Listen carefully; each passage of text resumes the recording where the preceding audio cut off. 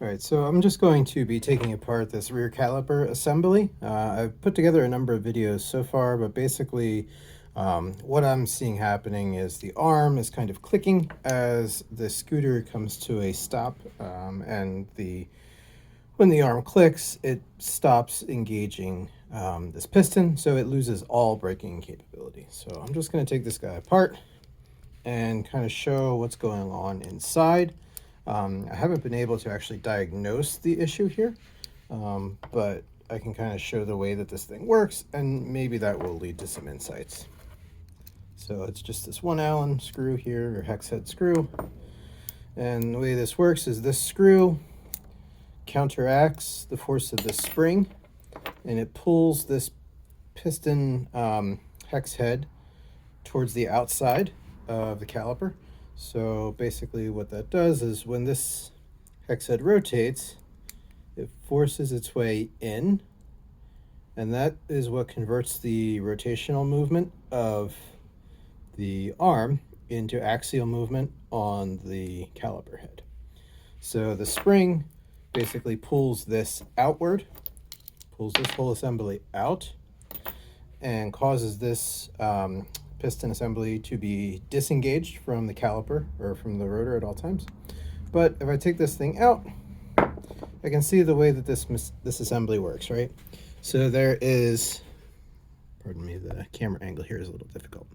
So we kind of have two concentric chases for these ball bearings. And the way that these work are they kind of undulate in a little bit of almost a sinusoidal pattern. Not quite. They actually have kind of a resting position and a elevated position. And you can see the ball bearings in here. They allow this section to rotate, and therefore it pushes the caliper head out in conjunction with the rotation. So, as you can see this rotate, I can't find or imagine any kind of mechanism which would cause this motion to reproduce the click that I've demonstrated in previous videos. I'm thinking I'm going to clean this up and put some new grease on here, because there is, I don't know if you can see it in the video, there's this little strand sticking out of the edge, and that seems like metal. I can't imagine how metal's getting in here, but I think I'm going to clean this up and just kind of put some new grease in here and see if maybe that does anything. All right, so I've cleaned this all up, and as you can see, it's all nice and clean now. There doesn't seem to be any significant signs of like damage or wear. Again, I've only had these scooters like 2 months, so I wouldn't expect too much to be going on here. That hex head looks clean. The inner chase there looks clean for the most part. I could clean that up a little bit better, I suppose.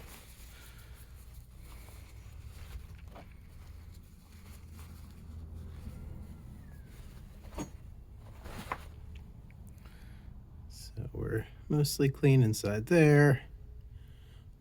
I hadn't noticed that groove before, but I think that's intentional. And then again, this part is also now clean. This is the magnet section, which actually holds the disc in place. So these are the brake pads, and this is what actually pushes against the rotor. So without the bearings in place, right, rotational movement here is not translated to axial movement, but with these bearings in place, and we put this back in place.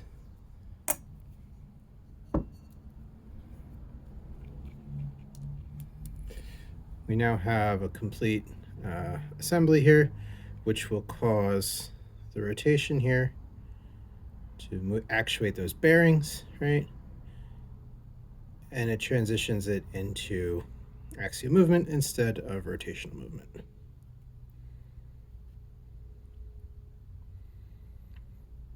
I almost wonder if what's happening is, I wonder if these bearings are coming out of position Maybe they're exiting the chase somehow during that brake lever actuating. I can't prove it because I can't obviously see inside the caliper at the time that the failure occurs. That's my current hypothesis, though, because resetting the tension on the caliper completely resolves this braking failure. I wonder if that's even possible. Can they exit that chase? Feels like they could, like that one just dropped out. Maybe there's like a maximum like if it turns too far, yeah, that could be it. If these turn too far, those bearings can get in a weird position, right? And this one actually fell out. So I wonder if the solution here is to limit the degrees of movement on this caliper assembly, right? I mean, that should be pretty far.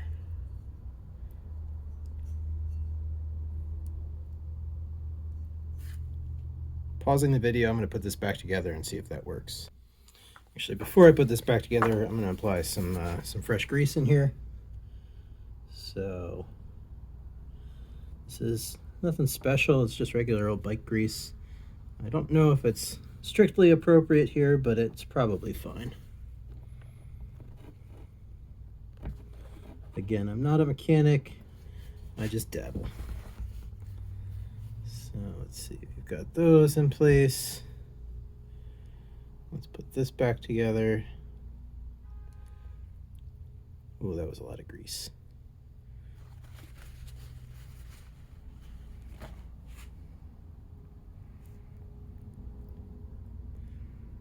Probably don't want to get any on this pad either. I should probably remove that before it gets mucked up.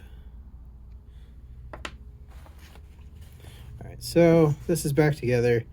We can see that it operates nice and smoothly, like so. Alright, so I'm going to grab this caliper assembly. Actually, I'm going to clean my hands off a little bit here first. So the exterior of this assembly, because probably don't want too much grease on here. Alright, yeah. Alright, so let's put this guy back together. So this goes in like so. Notice we have this hex head matching in with this. So I think I just dropped that in there. I can see that it did indeed match up, right? So that's in place nicely. It's a little finicky, you gotta fight to keep it there. All right, next thing we're gonna do is install the silicone boot on the spring. I think it's silicone, I'm guessing, but it probably is. All right, and then this part's a little difficult because, actually I think this will be easier if I kind of put this whole caliper back together, including the far side. So we've got that in place. Yeah. All right, next we install the brake pad like that. The magnet will clip that in place. Yeah. All right, next we need the rear of the caliper, or the other side. So that's actually done with, this is the other side of the caliper. It doesn't have any moving parts, it just kind of spins in place. And those coarse threads are used to adjust the distance. So I'm just going to put that in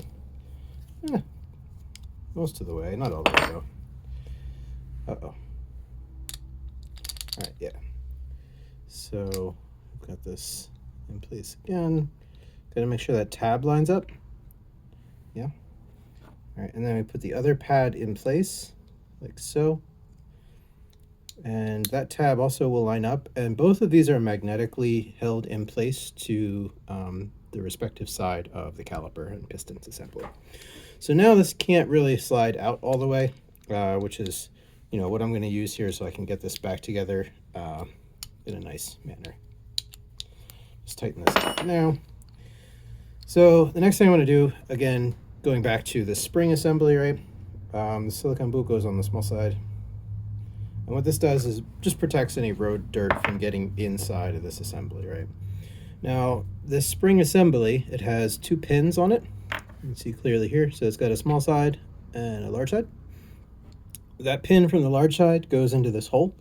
What that does is that allows the spring to rotate in conjunction with this arm while still applying outward force, right, in this direction, which ensures that this caliper holder, or this piston, is always in the retracted position unless it's rotated, right?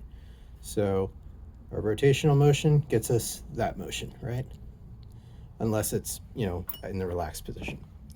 So again, we saw the silicone boot on here, and that small pin, or that pin on the small side, goes into the hole on this caliper arm assembly. And there's only one hole, so you can't really mess this up. Unless you can, maybe, I don't know. So that goes in place, and that's kind of good. Now, the next thing you want to do is position this so that the hex head of this piston assembly lines up with the hex head assembly of the arm, the hex head hole in the arm, as well as that large pin also needs to line up with the caliper housing. And this is always a little difficult to do. It's not terrible, it's just you gotta kind of play with it a little bit, right? So the motion then you're gonna want is to have this kind of go forward, right? And we can do that now and replicate to ensure that that motion actually works, but it's not gonna work correctly until we get the screw in place. So the next thing we're gonna need to do is find the original screw to this, which is this guy. This goes in place, and the way this works is the threading of the screw into that piston assembly pulls this assembly into the hex head of this, which allows that spring action to actually work, right? So I'm just going to tension this a little bit, maybe, just so that I'm roughly lined up. Taking care to ensure that that spring is also fully clicked in. Really, I'm not putting a lot of tension on here whatsoever. It's just to make sure that that spring, to make sure that that hex head eventually lines up. I'll use our Allen key to just kind of tighten this. And as I tighten this, you'll see that this arm assembly is being pulled in. Conversely, the piston assembly should be pulled out until this is fully tight. So a bunch of turns on here, not too many though. All right, so the way this is supposed to work then, actually that's not quite right. I have that on a little bit wrong. Yeah, so here we go. So I'm not sure what that, I think the bearings inside were maybe in a little bit of a weird position.